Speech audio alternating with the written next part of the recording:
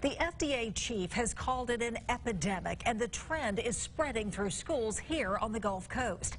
Well, they look just like a USB flash drive, but they pack a potent punch. Tonight's original report, e-cigarettes. Parents and teachers need to come to your screen for a minute. We promise this is well worth it. New at 6, the U.S. Surgeon General is calling vaping an epidemic among adolescents.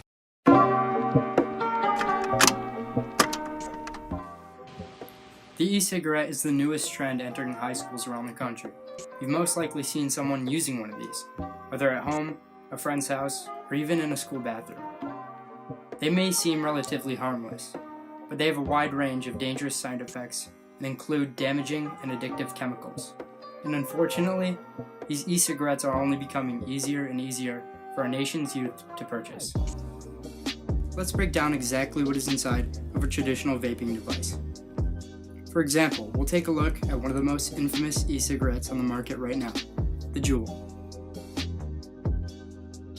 The larger part of the e-cigarette at the bottom is the energy source, a rechargeable lithium-ion polymer battery. This is able to be plugged into a computer, a wall socket, or even a portable charger.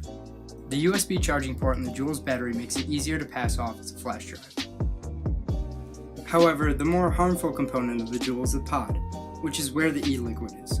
Juul's made 8 flavors of interchangeable pods, ranging from tobacco to mango to menthol. In a report released by Juul, they claimed their vape liquid only contained 5 ingredients: glycerol, propylene glycol, benzoic acid, food-grade flavoring, and nicotine.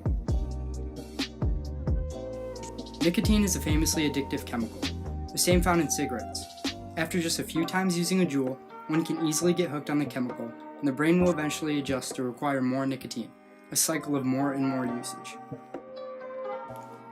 However, nicotine isn't the only harmful chemical inside of a Juul pod. Benzoic acid is known to cause coughs, sore throats, abdominal pain, nausea, and vomiting if exposure is constant, which is the case when using a Juul. Not only is it made with N-nitrosourenicotine, the most carcinogenic substance scientists know of, but it also contains trace amounts of acrylonitrile, which is a highly poisonous compound used in plastics and adhesives and synthetic rubbers. However, the ingredients of e-liquid aren't all you're inhaling when you take a puff. A study released last year from Johns Hopkins Bloomberg School of Public Health studied the vapors from 56 Juul users and found hazardous levels of metal in them, including lead. These metals have been shown to cause cancers, lung, and liver disease when inhaled. The coined term for using an e-cigarette is vaping, which connotates water vapor, a harmless inhalant, quite possibly the furthest from what actually comes out of an e-cigarette. Rather, the substance coming out of a Juul is much closer to what comes out of a bottle of hairspray than water vapor. One single Juul pod contains more nicotine than a whole pack of cigarettes, something that can easily add up, and up, and up. In fact, the younger you are, the more quickly you get addicted. It changes your brain to be more nicotine hungry by upping the regulation of receptors in the reward center of your brain. And there's some good evidence that nicotine addiction itself potentiates or increases addiction to other substances, which means it'll be even harder to quit. Also, brain imaging studies of adolescents who began using nicotine at a young age had markedly reduced activity in the prefrontal cortex of the brain, an area critical for a person's cognitive behavior and decision making, leading to increased sensitivity to other drugs and greater impulsivity.